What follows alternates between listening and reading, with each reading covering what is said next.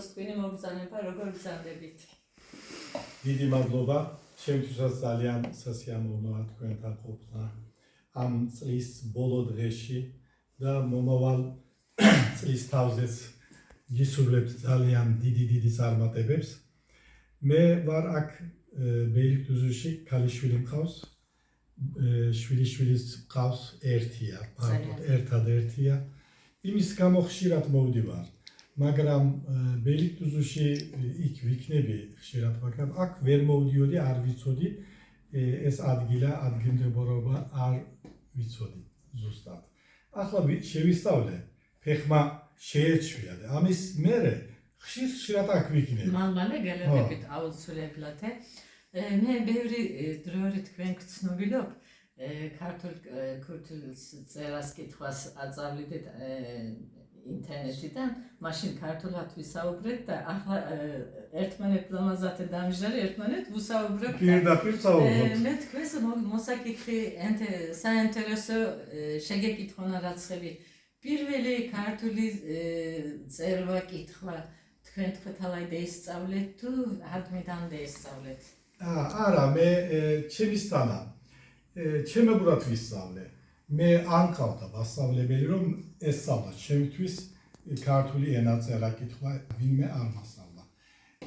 საერთოდ ქართული ენა თურქეთში, სოფლებში, ჩვენებური დიალექტზე ვსწავლობთ, თქვენც ისე, ჩვენც ისე. ბავშვობაში ვისწავლეთ ეს ენა. კარგად ვიცოდით მაშინ. თურქული ენა არ ვიცოდით არასდროს. 5-6 წლამდე თურქული ენა არ ვიცოდი მე. 6 წელი რომ გავხდი, მაშინ სკოლაში წასვლა დავიწყე და იქ სკოლაში ვისწავლე თურქული ენა. და ქართულზეც რომ ვილაპარაკოთ, ესე საშუალო სკოლაში რომ ვიყავი იმ დროისთვის, ესე იგი 12-13 წლის ვიყავი და ჩემმა ბიძაშვილმა იზმირში სწავლობდა უნივერსიტეტში და იქ იყო დიდი გამოფენა საერთაშორისო იზმირ ინტერნაციონალ ფუარა და იმ გამოფენაზე საქართველო იყო იმ წელს მოსულა, საბჭოთა კავშირის დრო იყო მაშინ და საქართველოს რიგი ყოფილა და იმ წელს საქართველო იყო სტანდზე და ჩემმა ბიძაშვილმა და მისმა მეუღლემ თქვეს, რომ ჩვენებური ვართ და ქართველი ვართო. გურჯისთან ხომ წერს იქა?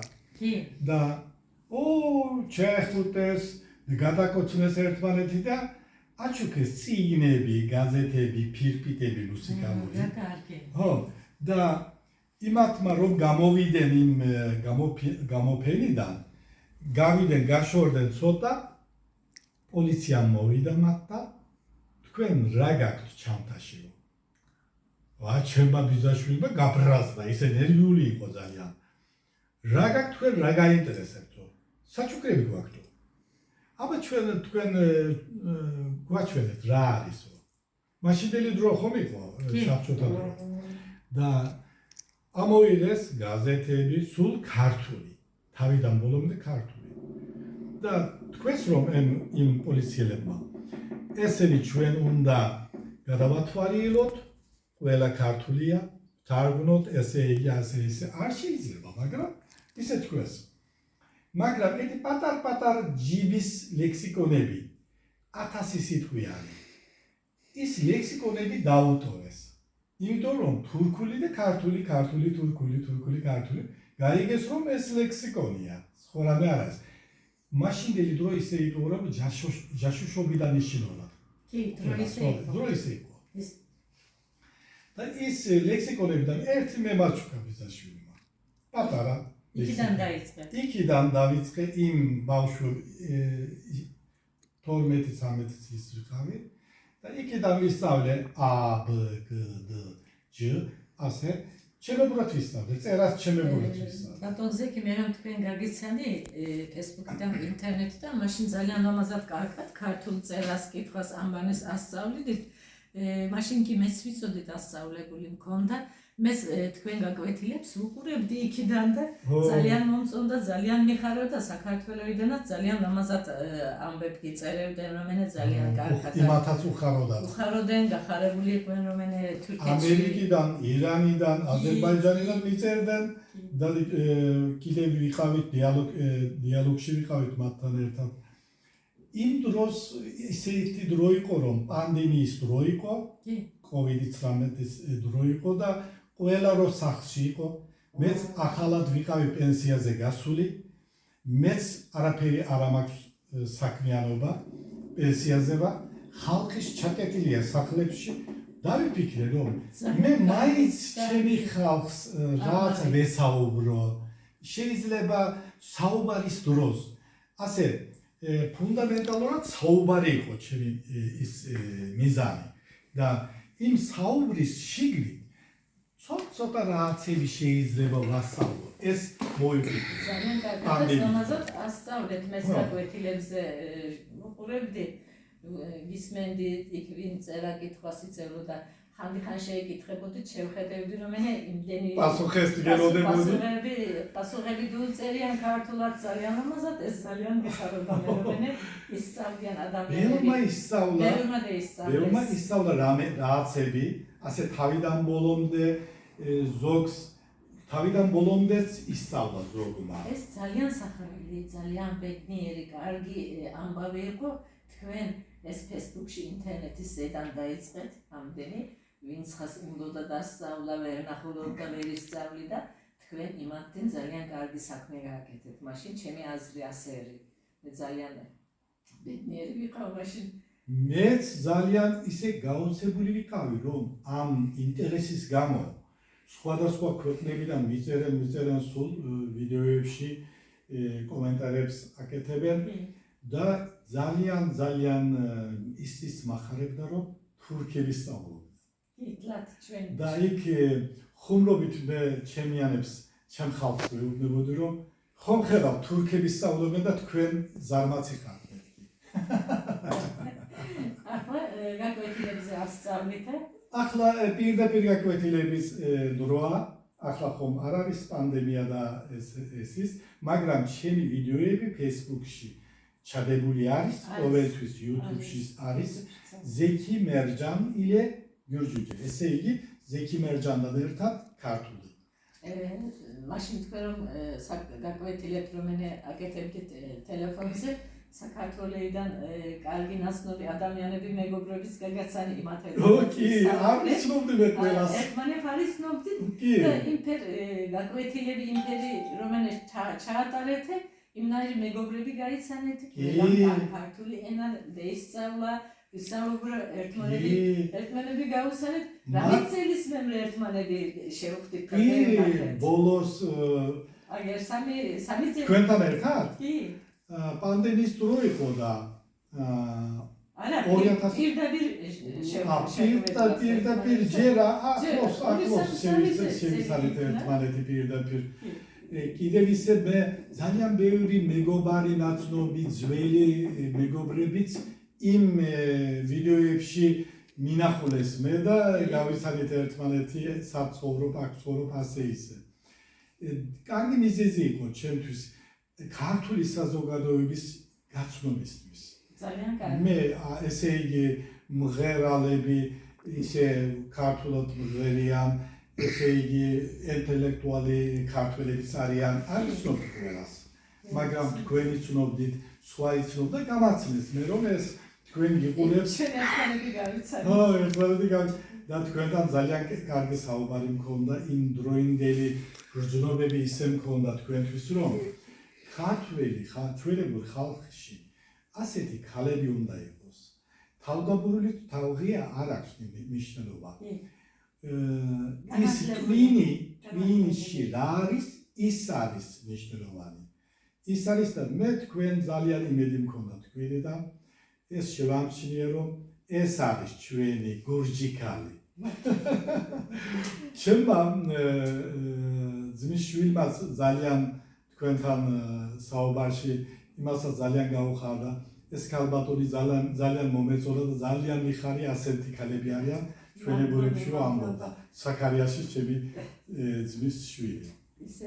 ისე ძალიან მიყვარდა ჩემი დედაენა მე სტამბოლში არ დავიბადე აქ გავიზარდე სკოლაში მაჯახელში დაბადებული ვარ აქ გავიზარდე სკოლაში აქ დავიწყე კი სახში ვინე ქართული ენით ვისაუბრეთ თურქული არ ვისაუბრეთ და ჩემთვის რამე ძნელი არ იყო სკოლაში რომელე თურქული ენაზეც ვისაუბრებდი ქართული ენაზეც ვისაუბრებდი ერთმანეთს რამე არ დააკლო ამან.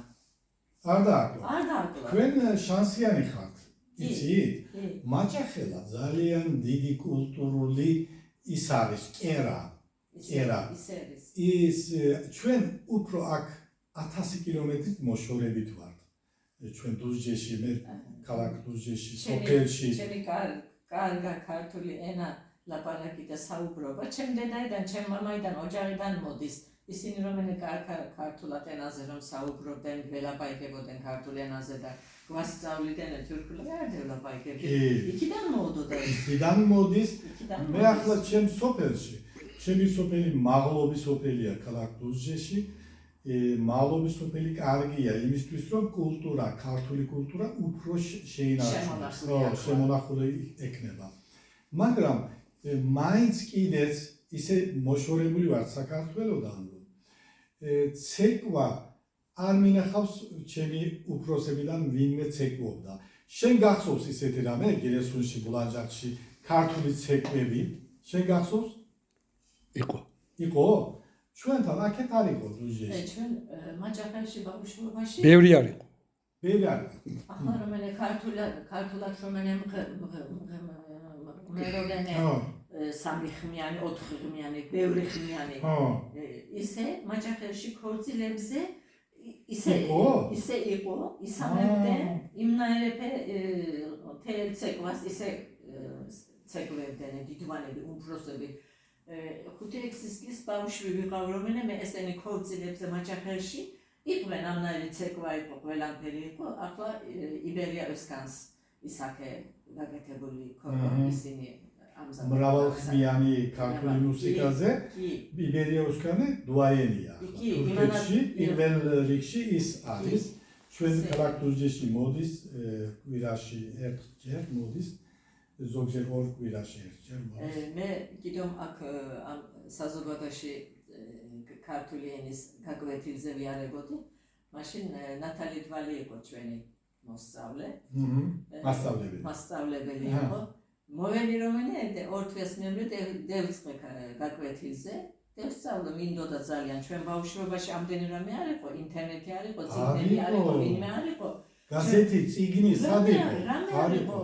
ამბანიც არ ვიცოდით რომ ქართული ამბანი არის და ეს დავსწავლოთ. როცა რომელე დავსწავლე ძალიან მინდოდა მოველი გაკვეთილზე ერთ კვირაზე რომელე ალფაბე ამბანი დუმთავრებიან დიალოგებზე გადასულა ახლა მე რა ნაუქნა მე წერვა კითხვა არ ვიცი ესენ კაცინსასულან ჩემზე სახში ერთ კვირაზე ამბანი დავსწავლე წერა კითხვა ჩემთან ფეთლაი მიერე კვირაზე რომ გაკვეთილზე მოვედი და პაწიწალა ერთი დიალოგი წავიკითხე ორმა ბატონმა შემეკითხა ჩვენ თავმჯდომარემა რემელო ასოციაციაზე ხარო ქალბატონო ასე მე ცოტა შემიცხვა ძალიან უთხრა მე დიალოგზე ვარ გადასული მეთქი ვაიმეო ახლა ლექსებინა დაიწყო რა თქმა არის ლექსი მეთქი ქართული ლექსების კითხვანა დაიწყო გული მომწყდა მე ამას რა ფრათ ვიკითხავ ქართული ლექსი ჯერმე წერა კითხვა შემეშინა გული მომწყდა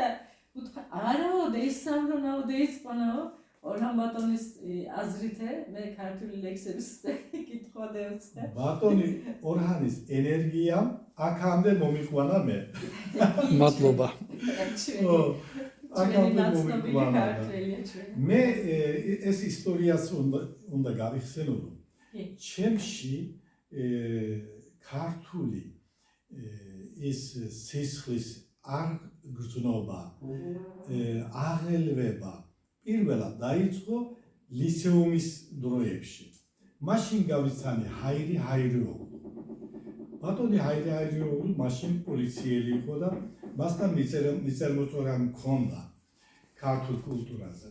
ჩვენ ისე არ ვიცოდით, რომ ქართული საქართველოს კულტურული ქვეყანა, ქართული კულტურული ენა, უძველესი ენა, ესენი არანაირად არ ვიცოდით.